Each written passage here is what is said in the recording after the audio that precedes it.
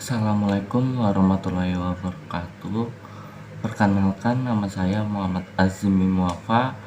NIM saya 2892150164. Saya dari Prodi Manajemen Syariah, Fakultas Ekonomi dan Bisnis. Saya di sini akan mempresentasikan tugas UTS perilaku organisasi dengan judul konsep perilaku organisasi yang diampu oleh Ibu Iva Masrifa SEMM. Slide pertama yaitu perilaku organisasi. Apa sih perilaku organisasi?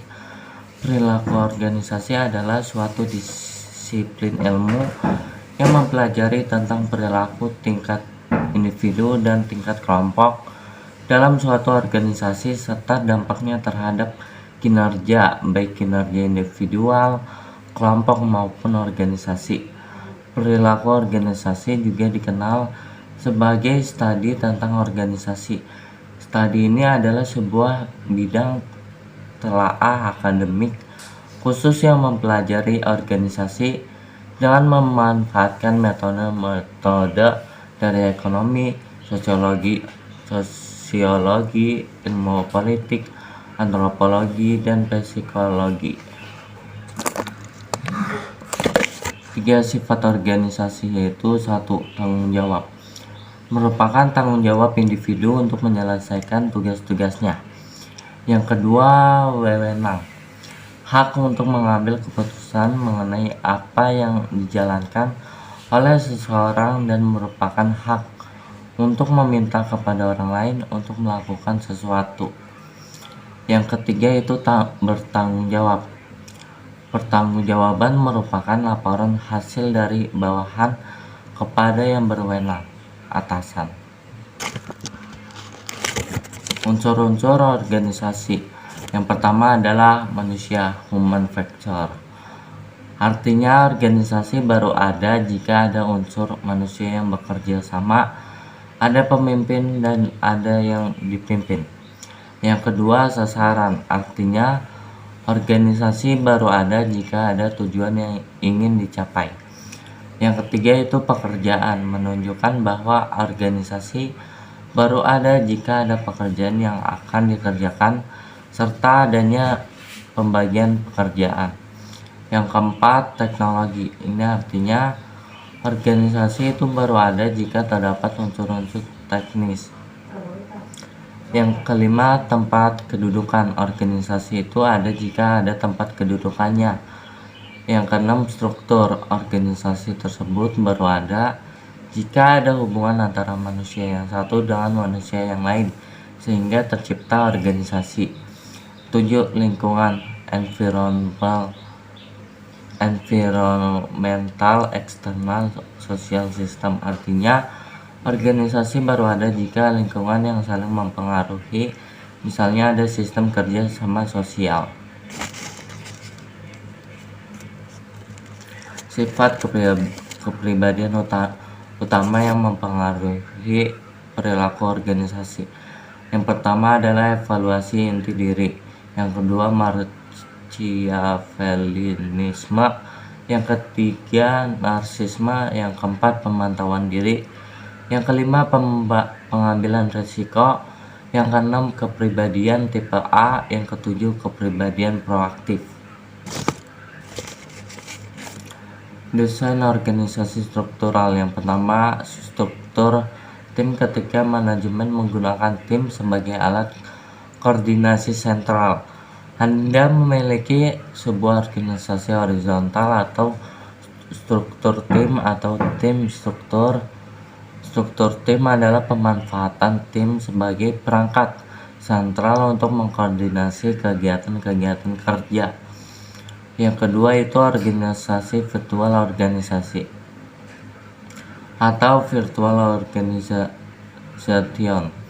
Terkadang juga disebut organisasi jaringan atau modular, yang biasanya merupakan organisasi inti kecil yang menyubkontrakkan fungsi-fungsi utama bisnis.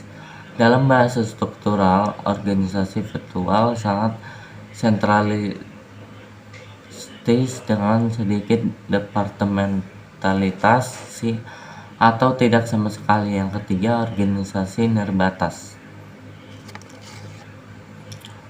Perilaku organisasi adalah sebagai suatu fungsi dari interaksi antara individu dengan lingkungannya.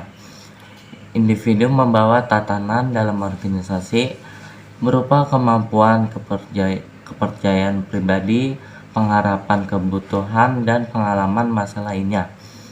Sementara itu, karakteristik individu akan dibawa memasuki suatu lingkungan baru, yaitu organisasi atau lainnya. Selain itu, organisasi juga memiliki karakteristik dan merupakan suatu lingkungan bagi individu. Karakteristik organisasi antara lain adalah reward system dan pengendalian. Selanjutnya, karakteristik individu berinteraksi dengan karakteristik organisasi yang akan mewujudkan perilaku individu dalam organisasi. Motivasi merupakan suatu keadaan atau kondisi yang mendorong, merangsang, atau menggerakkan seseorang untuk melakukan sesuatu atau kegiatan yang dilakukan sehingga dapat mencapai tujuannya. Menurut J. P. Kaplan, motivasi adalah suatu variabel perantara yang digunakan untuk menerangkan faktor-faktor dalam diri individu yang dapat membangkitkan, mempertahankan, dan menyalurkan tingkah laku ke arah suatu tujuan tertentu. Hubungan antara motivasi dan perilaku dapat terwujud dalam 6 variasi berikut. Yang pertama, sebuah perilaku dapat hanya dilandasi oleh sebuah motivasi. Yang kedua, sebuah perilaku dapat pula dilandasi oleh beberapa motivasi. Yang ketiga, perilaku yang sama dapat dilandasi oleh motivasi yang sama. Yang keempat, perilaku yang sama dapat dilandasi dengan motivasi yang berbeda. Yang kelima, perilaku yang berbeda dapat dilandasi oleh motivasi yang sama. Yang keenam, perilaku yang berbeda dapat dilandasi oleh motivasi yang berbeda.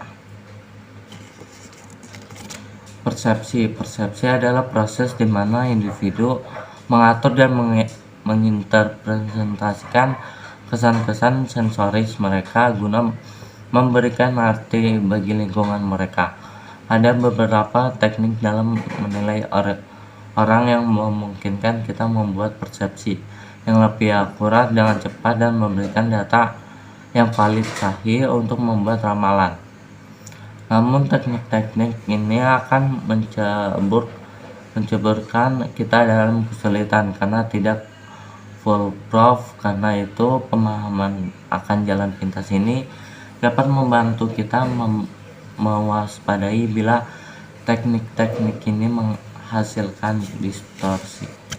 Kepribadian merupakan pola khas seseorang dalam berpikir, merasakan, dan berperilaku yang relatif stabil dapat diperkirakan.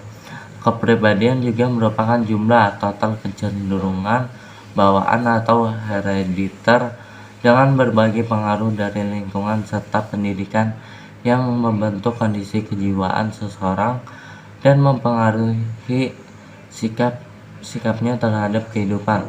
Berdasarkan pengertian tersebut, dapat disimpulkan bahwa kepribadian meliputi segala corak perilaku dan sifat yang khas dan dapat diperkirakan pada diri seseorang. Kepemimpinan adalah faktor kunci dalam suksesnya suatu organisasi serta manajemen. Kepemimpinan adalah entitas yang mengarahkan kerja para anggota organisasi untuk mencapai tujuan organisasi. Sifat-sifat kepemimpinan yaitu A. Feodalistis atau otoritaris. Wewenang sepenuhnya ada dalam tangan pemimpin ini. Gagasan, rencana, keputusan semuanya berasal dari pemimpin atau suatu orang. B. Bebas pemimpin. bersifat bebas, membiarkan orang mengemukakan pendapatnya, bebas sekehendak hatiannya tanpa memberikan arah yang tegas sehingga mudah menimbulkan konflik. Yang ketiga, demokratis. Setiap anggota diberi hak dan kesempatan untuk mengemukakan pendapat, mengajukan saran-saran dan pertanyaan, turut membuat rencana dan mengambil keputusan. Komunikasi organisasi dapat didefinisikan sebagai pertunjukan dan penafsiran pesan antara unit-unit komunikasi yang merupakan bagian suatu organisasi tertentu. Suatu organisasi terdiri dari unit-unit komunikasi dalam hubungan hierarkis antara yang satu dengan yang lainnya dan berfungsi dalam suatu organisasi.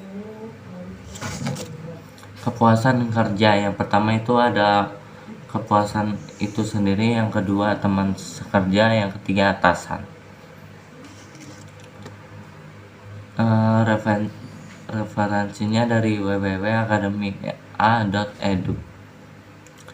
Sekian presentasi dari saya. Mohon maaf apabila terdapat banyak kekurangan. Saya Muhammad Azmi Muafa mengucapkan terima kasih. Wassalamualaikum warahmatullahi wabarakatuh.